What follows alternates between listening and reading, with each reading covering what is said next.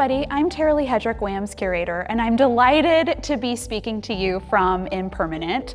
For those of you who've been to the museum in the last couple of months, I'm sure you've seen that last Christmas, WAM reinstalled our permanent collection galleries. And the idea of the reinstallation of our permanent collection galleries was to make a series of smaller spaces instead of one giant space so that we could get in and change them and reinstall them more frequently. And I am thrilled to present to you the first reinstallation of Impermanent. The exhibition that you're looking at behind me is called Home in Place, Modern and Contemporary Native American Art. It features new acquisitions by Native American artists, as well as a couple of really spectacular loans. Behind me, you see a new acquisition by artist Tony Abeda. We also have a dazzling, gorgeous painting by the artist Fritz Scholder. There's a new Preston Singletary, a beloved Wichita fan favorite you maybe haven't seen before. Gorgeous works that speak about the Native American experience. I'm also really grateful and thankful to our friends at the Mid-American All-Indian Museum for loaning us one of their newest acquisitions, another painting by the artist Tony Abeda. It's a new painting in their collection that they haven't even had on view yet, and they have graciously sent it across the river so that we can have it on display here. So this is an invitation to come back to Impermanent. Even if you've been to the museum recently, the art that is on view, our exhibitions are constantly changing, and there's always something new to see.